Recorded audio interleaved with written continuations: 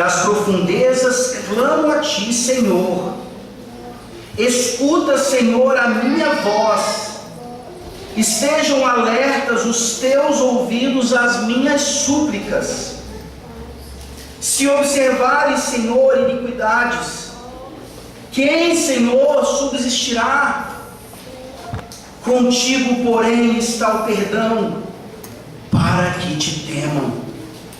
Aguardo o Senhor, a minha alma o aguarda.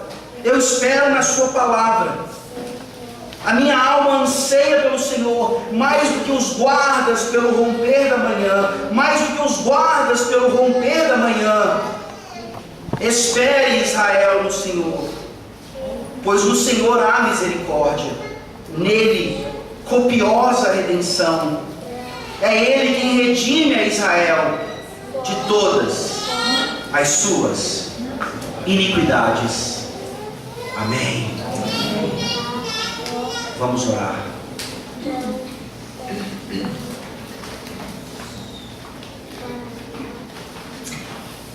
Santo Deus,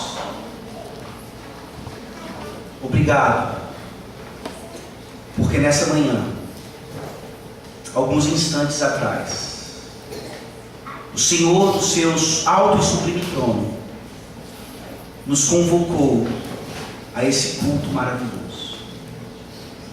Obrigado, ó Deus, porque desde aquele momento nós já temos ouvido a Tua voz vindo ao nosso encontro, da mesma forma que o Senhor veio ao encontro de Adão e Eva ali no Éden, depois da queda, da desobediência. Eles se esconderam, eles quiseram se cobrir por conta própria, estavam envergonhados, com medo. Mas o Senhor gracioso, o Senhor em quem existe copiosa redenção, o Senhor em quem há perdão pleno, veio até eles, os chamou, assim como o Senhor faz conosco, não só diariamente, mas principalmente no dia do Senhor, com a santa convocação do teu povo, a tua santa adoração. Senhor Deus, por favor, nos ensina a partir deste salmo aquilo que nós precisamos ouvir semana após semana, num mundo onde de fato há muita perseguição, porque eles odiaram o Senhor Jesus Cristo, também nos odiariam, mas num mundo onde há também pecado e transgressão de nossa própria parte, e por isso a nossa peregrinação fica pesada, nós queremos desistir, nós buscamos alternativas para tratar da nossa culpa, da nossa vergonha, da nossa tristeza por causa do pecado. Ó Deus, edifica o teu povo nessa manhã, por meio do teu santo evangelho, já escrito no Salmo 130, muitos anos antes da vinda do Cordeiro, que sacramentaria não só este salmo, mas toda a antiga aliança, principalmente na cruz do Calvário. Ó Deus Todo-Poderoso, edifica o teu povo que entra aqui, sim, ainda cheio de culpa. E um pedido especial, ó Deus, a quem pertence a salvação, nós te rogamos por aqueles que entraram aqui ainda sem a justificação de seus pecados, mediante a fé somente, que eles ouçam bem claramente o que esse salmo tem a lhes dizer, porque esse salmo oferece mais uma vez a remissão de pecados, não só de alguns, mas de todos os pecados, dos mais graves aos mais fúteis. Louvado seja o nome do Senhor, porque porque a Ele pertence a salvação, e Ele a oferece gratuitamente a todos aqueles que lhe pertencem. Em nome de Jesus, o Cordeiro Santo que foi imolado em nosso lugar, é que nós oramos. Amém. Amém. Artículos instantes et cadentes ecclesiae. Uma frase importantíssima em latim. Frase cunhada por Martinho Lutero, que significa a doutrina ou o artigo da fé pela qual a igreja fica de pé ou cai. Se você conhece um pouquinho da história da igreja, você sabe que Martinho Lutero sofria muito de culpa. Ele era um religioso, ele era um homem que tinha treinamento nas artes religiosas, e ele percebia que esse treinamento não era suficiente para livrá-lo de tamanha culpa que ele sentia. Ele chegava a confessar para o seu confidente lá no convento onde eles trabalhavam e ministravam. Ele chegava a confessar pecados minuciosos, a ponto de seu confidente dizer: para, Lutero, eu não quero mais ouvir, eu não quero saber quão podre é a sua vida. Nem o confidente aguentava. E por mais que Lutero falasse e confessasse daquela forma, ele sabia que não era suficiente. Até que um dia ele realmente tem um encontro com Deus, esse Deus do Salmo 130, por meio da pessoa do seu filho, e ele entende de uma vez por todas que não é a religiosidade, não é o catolicismo romano, não são as preces, não são as práticas devocionais que levam um homem a entender que ele é justificado. Não só entender, mas experimentar de fato essa justificação pela graça, mediante a fé somente. Lutero escreve essa frase: a doutrina pela qual a igreja fica de pé ou cai, falando sobre a justificação pela fé. E ele cunha essa frase a partir da sua meditação, da sua exposição do Salmo 130, que ele colocava no grupo de seus preferidos. Será que Lutero sentia culpa? Seus salmos preferidos são Salmo 32, bem-aventurado aquele a quem Deus perdoa as iniquidades. Seu outro salmo preferido, Salmo 51, Salmo de Davi, falando sobre o perdão que há em Deus, mesmo depois de um pecado tão grave cometido pelo homem segundo o coração de Deus. E o Salmo 130, que ele chama aqui de um salmo paulino. Ele sabe que não foi Paulo que escreveu, mas é como se tivesse sido. Quem é que ousa ainda achar que o Velho Testamento era um momento em que não se manifestava a graça desse Deus maravilhoso? Será que você, como Lutero, tem alguma crise de consciência? Será que você, como Lutero, ainda entra na presença de Deus, mesmo num culto ou em qualquer outro momento, ainda com os ombros pesados, porque você sabe que a sua vida não é digna para que você entre na presença desse Deus Santíssimo? Nós estamos vendo, meus queridos irmãos, nesses salmos de romagem, nesses cânticos de romagem, salmos de peregrinação, até o Salmo 129, perigos externos. Nós vemos como a caminhada é difícil, e certamente, diante desses perigos, a palavra de Deus nos ensina a como lidar com cada um deles. Mas o Salmo 130, ele muda o foco um pouco agora. Ele mostra que para os peregrinos não existem apenas os perigos externos. Ele mostra agora um grave perigo que nós também temos a tendência a esquecer, ou não lidar bem com ele, que é o perigo interno.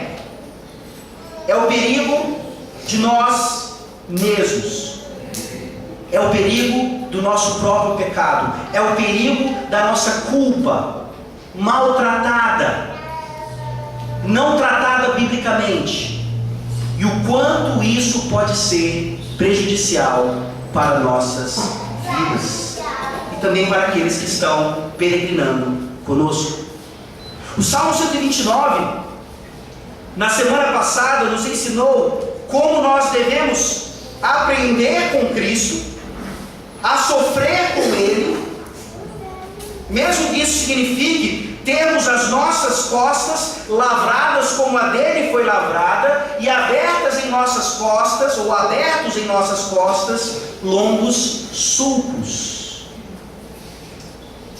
Nós somos chamados a imitar a Cristo, não só no seu sofrimento, mas nós somos chamados agora a contemplá-lo na beleza da sua obra, para entendermos de uma vez por todas como é que discípulos de Cristo lidam com a culpa.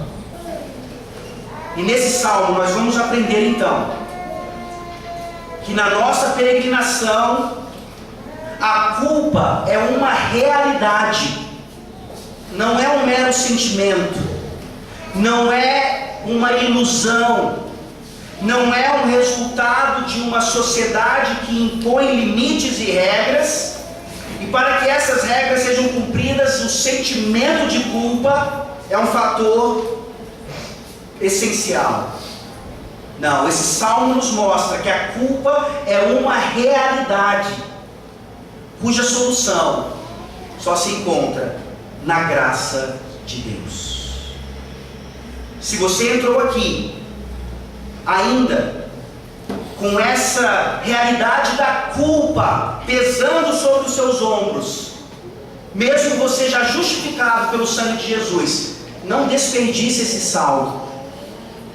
Se você entrou aqui talvez sem culpa alguma, esse salmo é principalmente para você, porque você ainda não entendeu a gravidade do que significam os nossos pecados e as suas consequências. Que Deus nos ajude então a entender esse salmo em duas partes bem claras. Primeiro, a sensação de culpa, versículos 1 a 3, e depois a solução da culpa, versículos 4 a 8. Versículos 1 a 3, a sensação de culpa, e depois a solução da culpa. Vejam como o salmo começa no versículo 1. Das profundezas clamo a ti, Senhor. Das profundezas.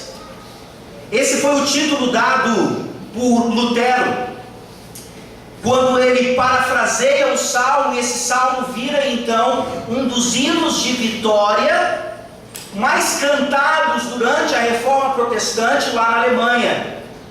Ele também dá o título desse salmo, desse hino, em latim, De Profundis. Ele entendia o que o salmista estava aqui dizendo: das profundezas clamo a ti. E nós vemos essa linguagem em vários outros momentos do Antigo Testamento. É uma linguagem claramente veterotestamentária. Depois você pode observar o Salmo 69, fala sobre isso, explica um pouquinho melhor o que significa essa expressão. Mas eu coloquei na nossa liturgia, nós lemos isso responsivamente, é a oração que Jonas faz das profundezas. Jonas está de fato no ventre de um peixe, lá no oceano, e ele clama das profundezas. E aqui, se nós não tomarmos cuidado, nós podemos ainda pensar que o salmista está sendo atacado ou sofrendo apenas perigos externos. Sim, são as circunstâncias da vida, é a doença, são as dívidas, é a perseguição. E nós achamos que essas coisas, então, que também nos levam às profundezas, sem dúvida alguma, que essas coisas são aqui a causa desse salmista buscar o Senhor das profundezas. Mas nós vemos que não é isso. Nós vemos que esse salmista tem a plena convicção de que, além desses perigos externos, ele precisa tomar cuidado com o seu próprio coração. Graças a Deus já havia Espírito Santo, sim, no Antigo Testamento. E esse mesmo Espírito Santo traz uma convicção de pecado terrível a esse homem, a ponto dele clamar a Deus das profundezas por causa do seu pecado. Essa expressão indica angústia, indica uma noção de afogamento, sufocamento. Em outras palavras, é um reconhecimento dos resultados do pecado em nossas vidas. Queridos irmãos, por que é que Davi escreve em outro salmo dizendo que Deus tratava do pecado dele tocando no seu corpo? Os seus ossos eram tratados. A angústia dele não era meramente espiritual. E eu me lembro agora de um pastor que não teve mais como esconder o seu pecado, porque ele começou a passar mal. Ele tentava respirar e o ar não vinha. E ele tentou achar que era um ataque de asma, mas ele se lembrou: eu não tenho asma. Talvez seja algum tipo de alergia, mas isso nunca aconteceu antes. Até que o Espírito Santo mostra para ele: você está sem ar por causa do seu pecado não confessado. Porque você tem uma culpa pesando sobre você, e você insiste em justificar o seu pecado de alguma forma. Você insiste em se esconder porque você tem vergonha. E a realidade desse pastor é a nossa realidade muitas vezes. Nós ainda não entendemos o que é a justificação pela fé, porque nós ainda lidamos com a culpa, não a partir do Evangelho. E sem dúvida alguma, lidar com a culpa é completamente oposto ao que a psicologia moderna tenta ensinar. Se você já foi a um psicólogo, você sabe que há dois extremos. Ou o psicólogo, seguindo Freud, vai dizer: não, culpa é uma ilusão da sua mente. Culpa é algo que a religião impõe, que a sociedade impõe, que as autoridades impõem, para que você se sinta mal e elas oprimam ou dominem sobre você. Livre-se da culpa e você vai se livrar dos seus problemas.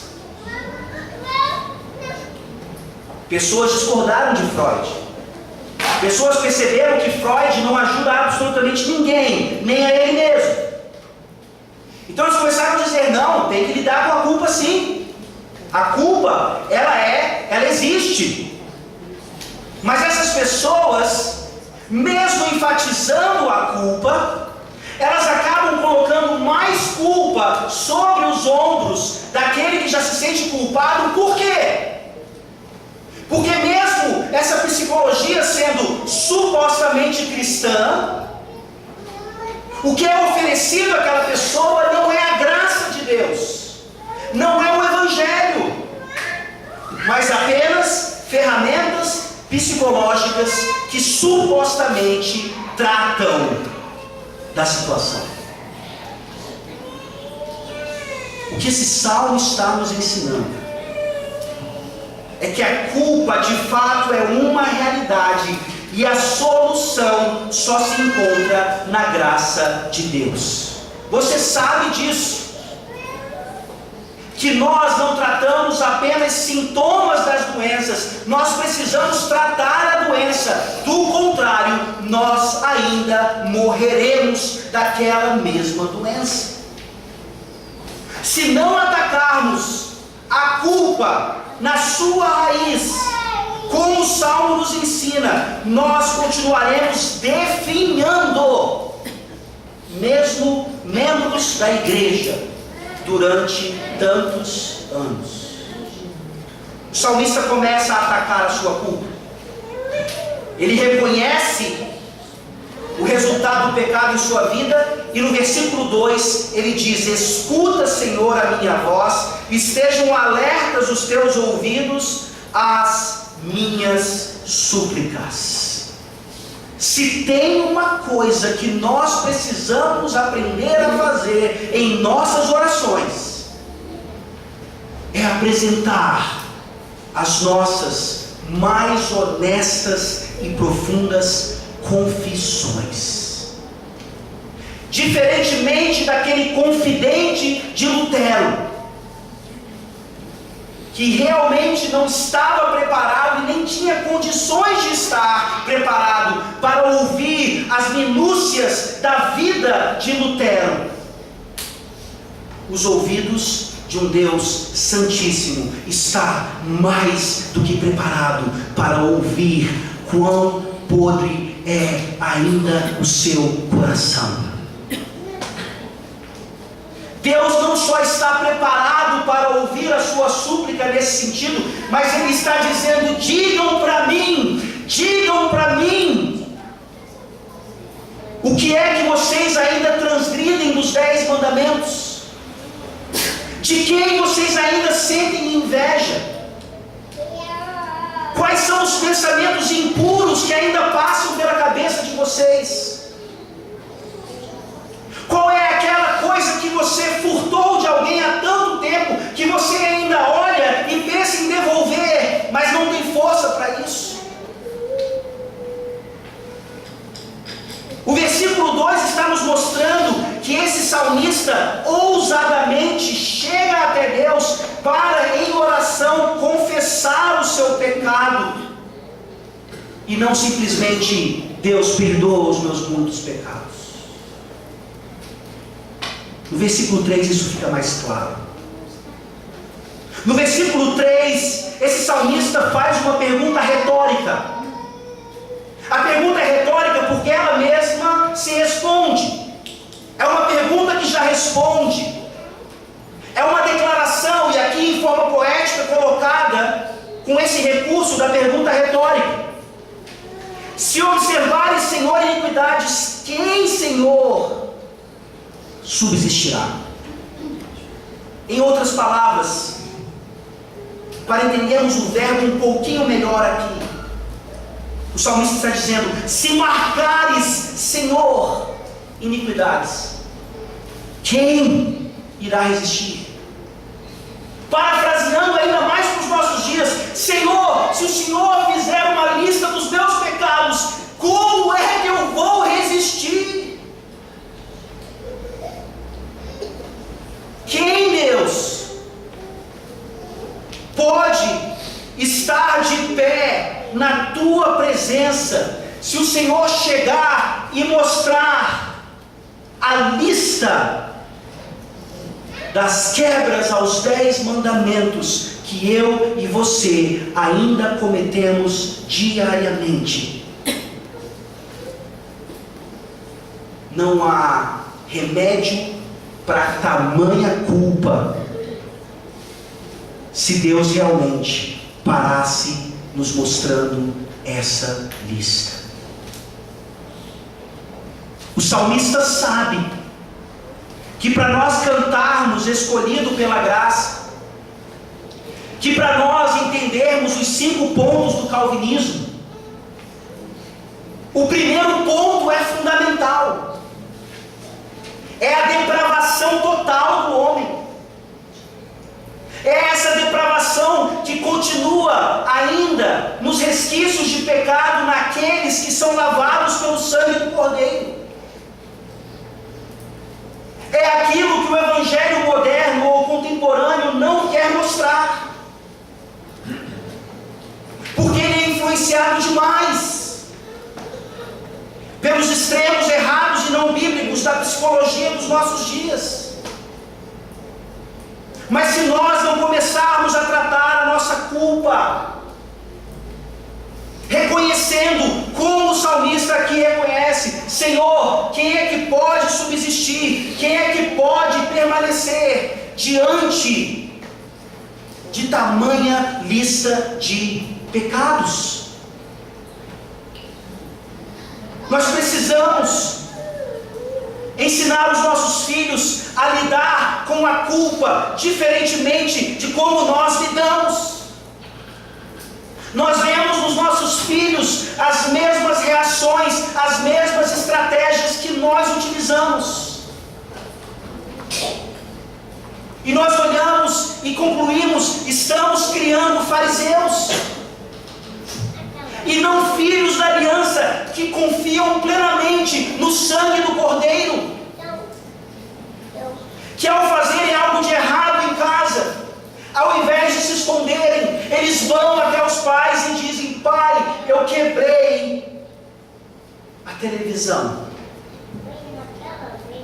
me perdoa. Mesmo que isso signifique uma possível disciplina física,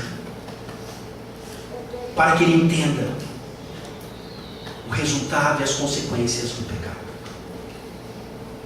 A disciplina na vida desse homem vem nesse sufocamento, nessa sensação corporal de que claramente algo não vai bem. Ele não pode continuar a viagem dessa forma. Ele precisa se livrar disso. Quando nós olhamos para a palavra iniquidade, há aqui algo mais do que simplesmente um sinônimo de pecado, um sinônimo de transgressão. Sem dúvida alguma, iniquidade pode ser isso, mas tem uma implicação, todas as vezes que aparece no Antigo Testamento, um pouco mais profunda do que um simples pecado, uma simples desobediência. Iniquidade sempre implica essas duas coisas. Deus sempre vê o pecado, Ele sempre observa a iniquidade. Deus tem uma lista das coisas que eu e você praticamos contrários à sua palavra. E além disso, iniquidade implica todas as vezes que aparece no Antigo Testamento, que Deus não apenas vê, Ele não apenas faz a lista, mas Ele trata. Ele não passa a mão na cabeça de pecadores. É por isso que Ele faz a pergunta. Em outras palavras, nós deveríamos estar aqui fazendo uma outra pergunta: pastor, se esse é o caso, quem aqui poderia estar aqui agora? Como é que eu ainda tenho condições de viver? Como é que eu ainda estou caminhando? Como é que eu ainda estou respirando? E a resposta é uma só. É porque ao mesmo tempo que Deus observa e faz a lista e pune a lista, onde é que está a nossa justificação, meus queridos irmãos? E é nesse momento onde presbiterianos dizem aleluia! Porque Deus olha e faz a lista dos nossos pecados, mas quem é que Ele pune? Quem é que Ele trata por causa das nossas iniquidades? O Senhor Jesus Cristo. Essa é a razão de nós entrarmos no céu. Essa é a razão de Deus nos receber em todo culto solene. Ele olha para nós, olha para a lista, e Ele olha para aquele que está à destra dele, o Senhor Jesus Cristo, dizendo: deixe entrar. Deixe entrar. Não só isso, a segunda pessoa da Trindade, Deus homem, para sempre, à destra de Deus Pai, está dizendo: convoque-os à sua santa adoração, porque eu sou digno. E eles recebem a minha dignidade de forma graciosa, pelo Santo Espírito que o Senhor concede a eles. Que reconhecimento maravilhoso de pecado, mas mais ainda, que reconhecimento maravilhoso daquele que foi feito pecado em nosso lugar. Esse é o restante do Salmo.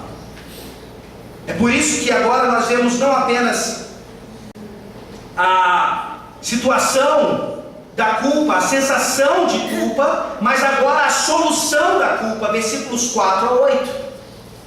Vejam essa realidade. Por que Lutero gostava tanto desse salmo? Por que nós vemos aqui já evangelho nesse salmo? Porque o Espírito Santo claramente mostrava àqueles peregrinos daquela época e a nós hoje que isso é verdadeiro, porque Deus mesmo confirma essa realidade. Versículos 4 a 8: contigo, porém, está o perdão, para que te temam. Aguardo o Senhor, a minha alma o aguarda, eu espero na sua palavra. A minha alma anseia pelo Senhor, mais do que os guardas pelo romper da manhã, mais do que os guardas pelo romper da manhã. Espere, Israel, no Senhor, pois no Senhor há misericórdia, nele copiosa redenção. É ele quem redime a Israel de todas as suas iniquidades. O versículo 4, a primeira parte, é traduzido como contigo, porém, está o perdão. Mas a melhor tradução aqui é: porém o Senhor é o perdão. Não é algo que simplesmente Deus tem aqui como uma posse e Ele concede a quem Ele bem entender. Não, Ele é. Nós vimos isso na pessoalidade de Cristo. Ele na cruz do Calvário é o perdão. É o fato mais maravilhoso que a humanidade já pôde receber em toda a sua história. Ele é aquilo que nos garante o perdão dos pecados. E vejam que interessante, esse perdão que Ele oferece, obviamente, gratuitamente, com um propósito específico: para que te temam. E aqui um problema grave ainda nas igrejas que insistem em ensinar o Evangelho de forma deturpada. Nós cantamos um hino dizendo: eu venho como estou, eu venho como estou. Mas as pessoas, na verdade, ao cantarem esse hino, elas entendem assim: eu não pequei, eu sou limpinho, e por isso então eu venho e me apresento diante do Senhor, e o Senhor tem que me receber. A realidade desse salmo é a realidade do Evangelho. Deus justifica pecadores. Deus justifica assassinos. Deus justifica adúlteros. Deus justifica roubadores. Deus justifica alcoólatras. Deus justifica pedófilos. Deus justifica Osama Bin Laden. Deus justifica terroristas do ISIS. Deus justifica até mesmo você. Mas uma vez que Ele justifica, Osama Bin Laden não é mais o mesmo. Uma vez que Ele justifica o alcoólatra, mesmo ainda tentado, ele não tem mais problema com o vício da bebida. Deus justifica o pedófilo para que ele não mais, mesmo tentado, faça o que ele fazia com crianças e adolescentes. Em outras palavras, Deus não salva aqueles que são bonzinhos. Jesus disse isso nos evangelhos: Ele veio para quem estava doente e não para os sãos. Os sãos não precisam de ajuda, eles mesmos se salvam. Deus justifica pecadores desgraçados como eu e você, para assim que nós comecemos a temê-lo. E nesse sentido, colocando teologicamente, Deus justifica para santificar e não o contrário. Por isso que Lutero gostava tanto desse hino, desse salmo. Por isso que ele cantava o hino que ele escreveu a partir desse salmo.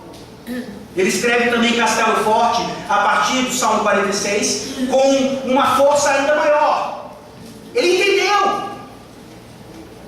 que o Evangelho, diferentemente de qualquer outra religião, é Deus indo primeiro, é Deus resgatando, independentemente de quão graves são os nossos pecados. Será que você entende isso? Por que é que você sofre tanto ainda então com a culpa? Por que você ainda remói culpa? Se você realmente entende isso, por que é tão difícil para você perdoar outros?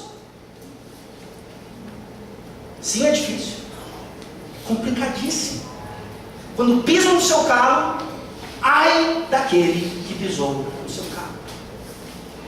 Mas lembre-se de que você não apenas pisou no calo de Jesus Cristo, você pisou no seu corpo todo, e todas as vezes que nós ainda pecamos, o autor aos Hebreus nos diz que nós estamos como que pisoteando o sangue de Cristo derramado na cruz do Calvário.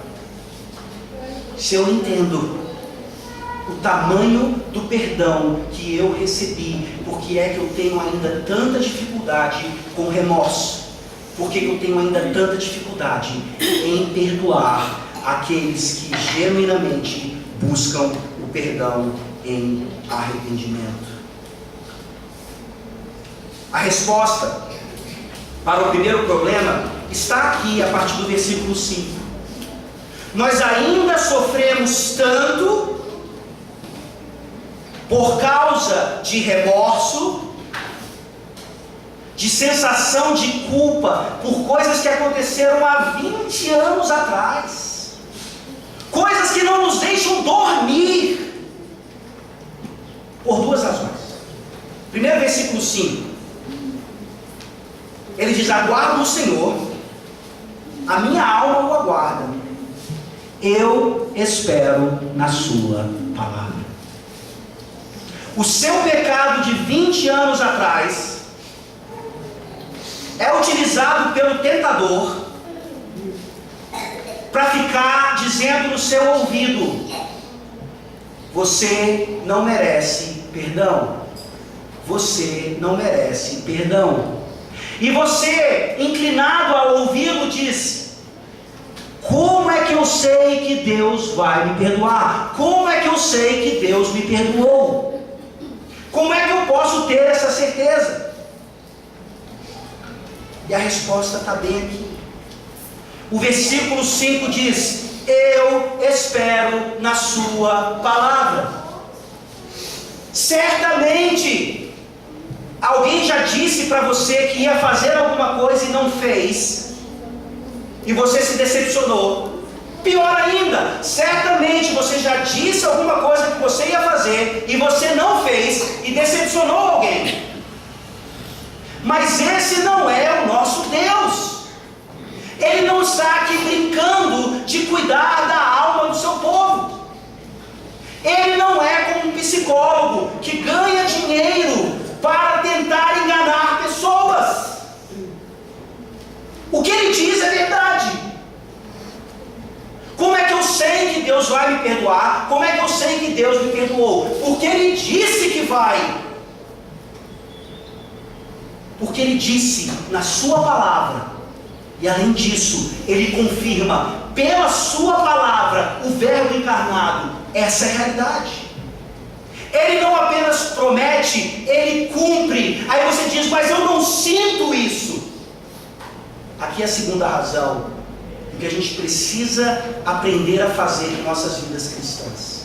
Sim, você sente culpa, você sente culpa, você sente culpa, e você é convencido a achar que se você se livrar desse sentimento, então você vai se livrar dos seus problemas físicos, emocionais e tantas outras coisas. É verdade. A psicologia está certa nesse ponto. O problema é que a substituição disso é completamente antibíblica. Nós substituímos então a culpa, a tristeza, tristeza, a vergonha, o remorso. Pelo que, meus queridos irmãos? Versículo 6. A minha alma anseia pelo Senhor, mais do que os guardas pelo romper da manhã. Para vocês nunca mais esquecerem essa substituição. Eu não estou dizendo que o fato de nós apenas sabermos isso vai fazer a substituição. A substituição é um processo, a substituição é um treinamento, é uma disciplina espiritual. Da mesma forma que você se ajoelha para orar, você precisa aprender a fazer essa transposição. Vejam, o salmista fala sobre anseio, enquanto a palavra de Deus nos mostra o outro lado disso, pecaminoso, ansiedade. Por que nós vivemos, talvez em uma época onde a humanidade nunca tenha tomado tanto remédio para a ansiedade como se tem feito? A sua resposta é simples: antes não tinha, pastor, não tinha os remédios. Hoje, pela graça de Deus, tem. É mais do que isso. Antigamente, de forma integral ou não, as pessoas lidavam melhor com a sua sensação de culpa ou com o seu estado de culpa, ainda buscando o espiritual. Hoje em dia a ciência, ela atingiu um patamar quase que soberano sobre a vida, inclusive de crentes. Pois se insiste em buscar um psicólogo, um psiquiatra, um remédio tarja preta, e você jamais procurou algum irmão na igreja, algum presbítero ou o seu pastor para confessar o seu pecado ou para falar com eles sobre isso. O Salmo 130 nos mostra que essa ansiedade pecaminosa, ela é substituída pelo anseio pelo Senhor, anseio pelas coisas de Deus, anseio pela sua palavra, anseio por aquilo que de fato pertence a Ele.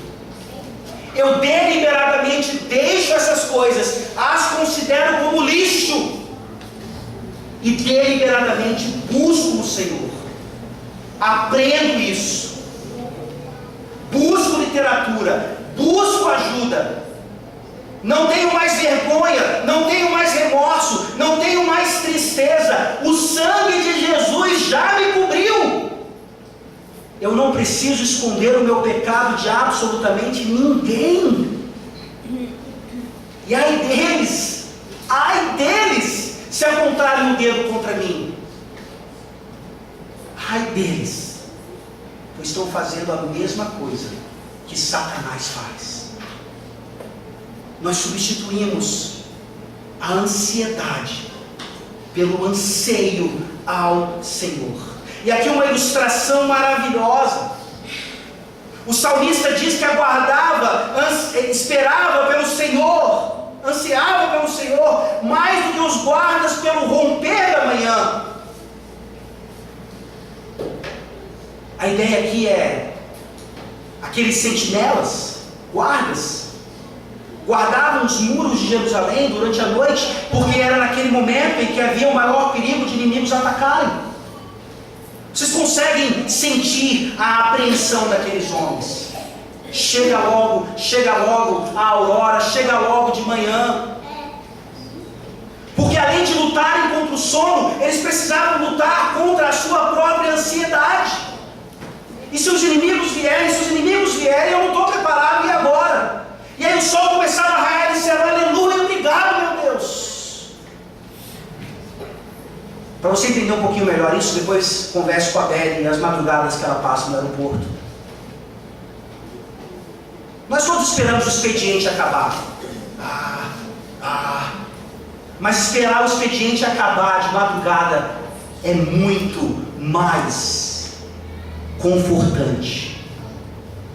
Saber que o sol está raiando, e qual é uma das mensagens mais maravilhosas sol raia, e nós dizemos isso de cor e salteado. O que se renova a cada manhã? As misericórdias do Senhor. Não é autoajuda, não é da boca para fora. O Senhor Deus diz que da mesma forma que o sol raia, as suas misericórdias se renovam. É por isso que nós ansiamos a Deus. As suas misericórdias, mais do que o guarda anseia pela manhã. Nós ansiamos por aquilo que é uma realidade na vida e na morte do nosso Senhor Jesus Cristo. Concretização disso, para que nós não tenhamos a menor dúvida de onde buscar a solução da nossa culpa. Versículos 7 e 8, e aqui nós terminamos. O salmista faz um imperativo claro para a igreja. O salmista faz um imperativo claro para o povo de Deus. Ele diz: espere Israel no Senhor, pois no Senhor há misericórdia, nele copiosa redenção. É ele quem redime a Israel de todas as suas iniquidades. Meus queridos irmãos, aqui o texto está claríssimo.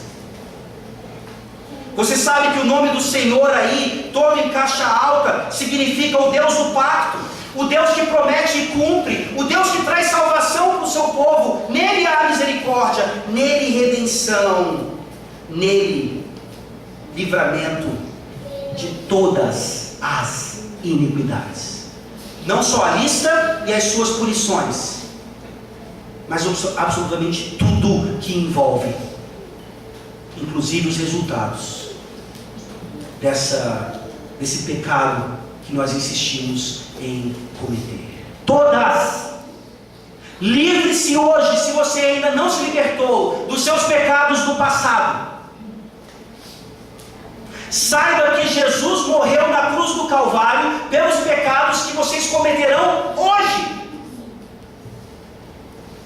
E mais ainda, saiba, tenha plena convicção de que Jesus claramente derramou o seu sangue por todos os pecados que nós vamos ainda cometer até a sua volta gloriosa.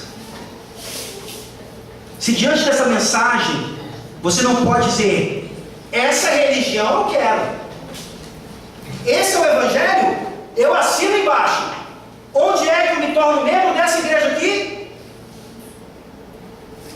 Cuidado, pois talvez você ainda tenha entendido o Evangelho de forma errada.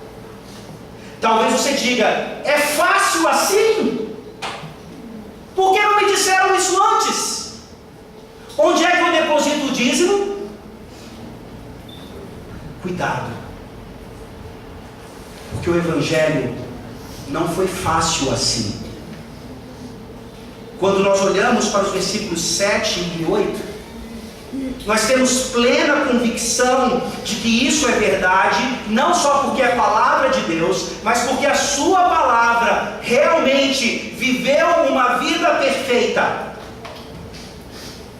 Jesus nunca pecou, Jesus nunca teve inveja de ninguém, ele nunca roubou, ele nunca adulterou, Jesus jamais cometeu pedofilia, Jesus jamais cultuou ao seu pai de forma errada. É por isso que ele é a nossa esperança, é por isso que ele é o nosso herói. E mais do que isso, ele foi para a cruz. E lembrem-se, nós estamos aqui no nosso país vivendo uma época do ano mentirosa, em que tantos, talvez na sua própria família, ainda estejam celebrando 40 dias, achando que comer peixe vai trazer algum mérito e benefício para eles. E eles estão aguardando alguns domingos à frente, como aguarda pela manhã, porque ao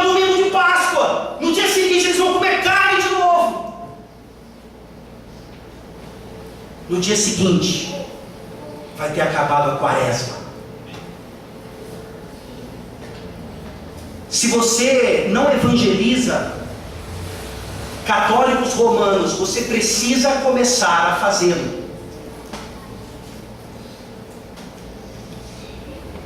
Porque eles não têm o Evangelho como o Salmo 130 nos apresenta o Evangelho.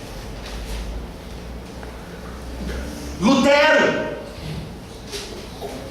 católico romano roxo,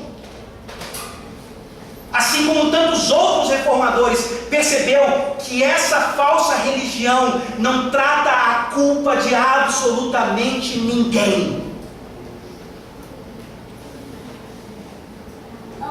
Nós, protestantes, reformados, salvos pelo sangue do Cordeiro, temos a obrigação de levar essa mensagem, principalmente numa época como essa, a essas pessoas que ainda acham que tem Cristo verdadeiramente.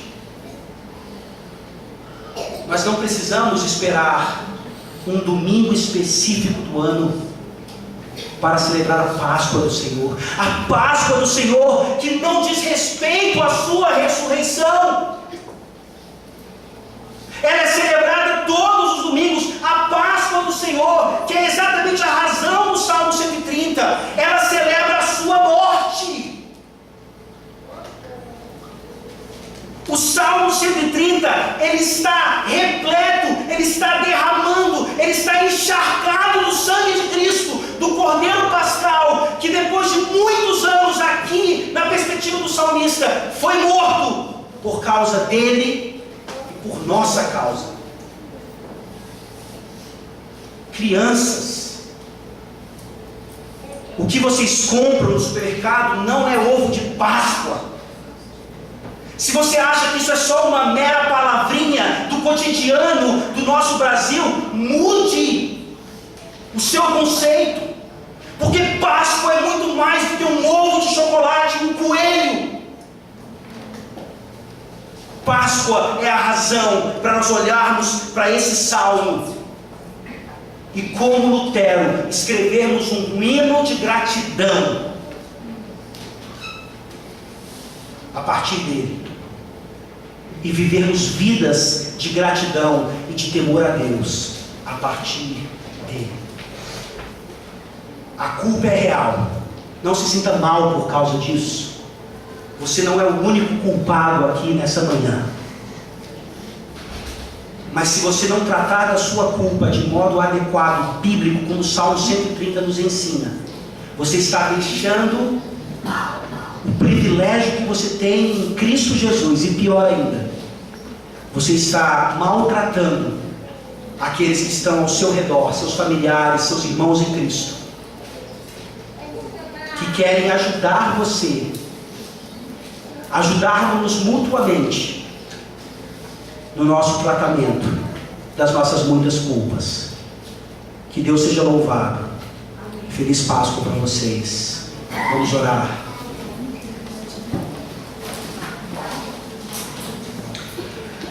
Santo Deus, nós gostaríamos de sentir aqui a mesma coisa que Lutero sentiu ao preparar o seu sermão nesse salmo. Nós gostaríamos de sentir aqui a mesma libertação que ele sentiu ao entender a partir desse salmo a realidade do Evangelho, que não nos liberta para nós vivermos como bem entendermos, mas nos liberta para temermos a Deus.